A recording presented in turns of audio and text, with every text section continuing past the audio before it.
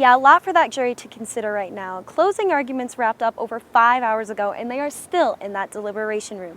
They're dealing with first-degree murder charges right now, and at the base of it all, a victim who was only 12 years old when she disappeared over 40 years ago.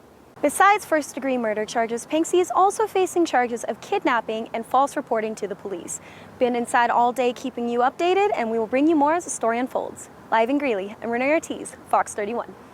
Everyone knows we're in the midst of cold and flu season, so my health tip for the week is this: wash your hands.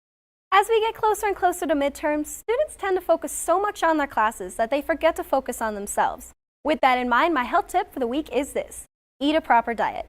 After a long day of classes and work, most of us want nothing more than to kick back and relax. With that in mind, my health tip for the week is this: get the proper amount of exercise. With midterms just around the corner, now more than ever, students are getting stressed out with school. With that in mind, my health tip for the week is this: take time to de-stress. Well, midterms are upon us, and that means one thing: lots and lots of study time. That usually goes hand in hand with late night cramming and long days of tests. With this in mind, my health tip for the week is this: don't over-caffeinate yourself.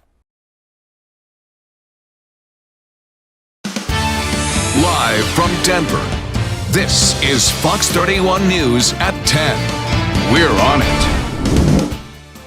The violence was quelled. The Capitol is secured, and the people's work continues. Congress back in session late tonight on one of the darkest days in our democracy's history as a violent group of Trump supporters storms the nation's Capitol building to stop the certification of the Electoral College. Breaking right now at 7, a Denver police officer shot in the line of duty. The latest on the investigation and a live report coming up. Crews received a call of several vehicles and a house on fire. A house goes up in flames, sending 3 people to the hospital and smoke pouring into the sky. We're live on scene as investigators try to figure out how this started. Right now at 7, chaos in a Denver neighborhood. A popping noise like pow-pow-pow, pow-pow, pow-pow. 2 people are dead after a shooting and fire. And a grim discovery as search crews looking for Gabby Petito find human remains. We're looking at what's next as investigators try to figure out what happened to her. Head and neck cancers are tumors that occur outside of the brain and above the level of the collarbone. They include cancers in the mouth, throat, voice box, sinuses, and thyroid. Jimmy Turner is a fire prevention specialist with the U.S. Forest Service. They can grow very, very fast. He says embers can fly more than a mile from the fire's front. That means windy conditions are very concerning for those on the front lines, but it's not just the wind. It started at 4:30 this morning. Fans lining up to get their first glimpse of Broncos training camp since 2019. It's more than just watching it on TV.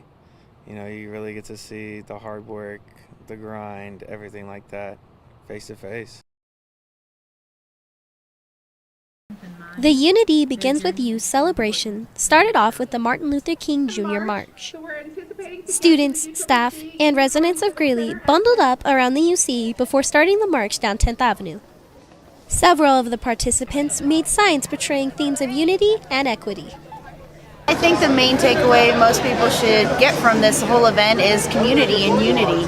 I think that was Martin Luther King's message, is coming together to, fight for change and fight for equality and do it in a peaceful manner. And I think that is what our yearly parades are about, is peaceful protesting and the community coming together. Even when the weather took a turn for the worse, the participants walked together, glove in glove. The march ended at the UCCC, where a presentation for Unity Begins With You began. The presentation included a special rendition of the national anthem, a brief history of Dr. King's life, a musical performance, and a reading of Dr. King's last speech. Reporting from the Union County Civic Center, I'm Renee Ortiz reporting for Bear News. Several students at UNC face the issue of finding their next meal. So, to bring more awareness about food insecurity at UNC, the journalism campaign class joined with Bear Pantry to put the Paint for Pantry event on. Students in the class began working on this project at the start of this semester. Students only met once a week, so a lot of this event was planned outside of class. Students collaborated with Professor Amy Wrights, the Communication and Journalism Department, Bear Pantry, the Art Department, and received several donations from places all around Greeley. To get into the event, participants had to bring 2 non-perishable items for donation. Paint for Pantry brought in the most donations Bear Pantry has ever received from a single event.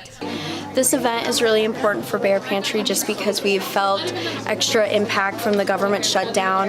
We get our food in on Wednesdays, and by Fridays our pantry is completely bare and we're having to turn students away, and it's not even the end of the week. So come Monday we have nothing in the pantry and we don't get that next grocery haul until Wednesday.